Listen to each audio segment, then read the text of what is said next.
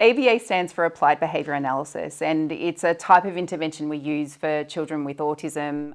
You might hear of it referred to as Early Intensive Behavioural Intervention, EIBI, or ABA, but really what it means is we try to figure out how to help children learn, and we try to figure out how to make sure that they're safe, and there are lots of sort of principles and strategies behind it, but it's just breaking things down into tiny small parts in order to help a child learn them. So when you talk about ABA therapists, I really think of them in two categories. So there are people who are behaviour analysts or people with lots of experience in ABA, and their role is really to work with families in order to figure out what a child needs to learn and also to figure out how to teach it. So that's one category of people who work in ABA. The other category are people that do the direct intervention and that actually spend time with children. That can be one-to-one, it can be in a group, it can be at home, it can be at school, but they're really providing that more direct intervention with children.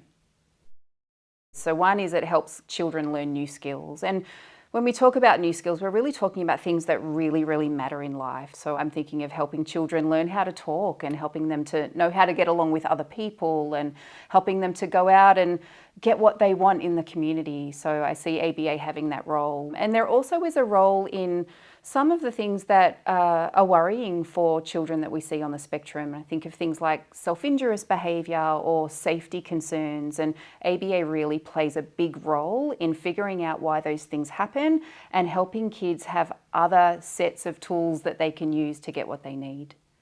So there are lots of different flavours of ABA, and I think of it along a continuum from styles or programs that are quite structured where they need to be in order to help a child learn, right through to really, really naturalistic styles of ABA.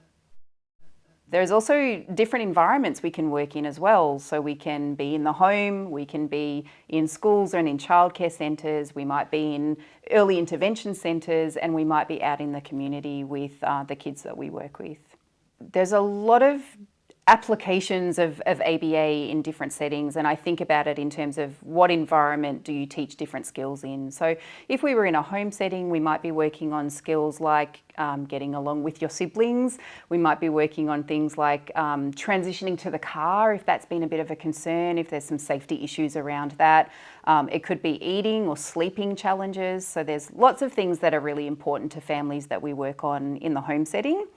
In school, it can be about getting along with others or feeling comfortable in an environment that can be pretty chaotic and being flexible and sort of going with the flow. It can be asking for what you need, and it can also be how do we break down and help a child learn the curriculum at school, the academic curriculum. And in the community, I mean, it's an unlimited amount of possibilities. I think of things like helping kids be able to be comfortable in a swimming lesson, or helping a family be able to go out to a cafe and have a cup of coffee and a bowl of chips or something like that. So it's really just focused on things that really matter in life.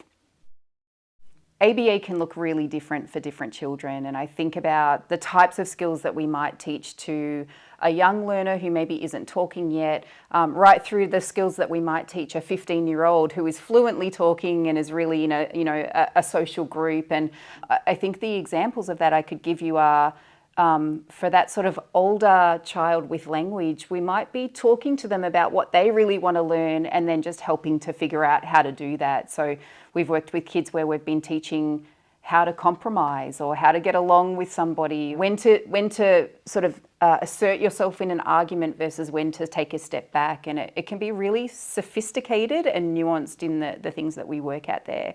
For children that maybe have a broader range of challenges for them, it might be things that are more solidified in just what's really important for this child with this family. And that could be, how do we get the child to ask for the things that they want and need in life? And how do we get them to understand just basic phrases from mum and dad, like get your shoes, or it's time for your bottle, or let's go and have a bath. So it really can be very adapted to the child and that child's individual needs.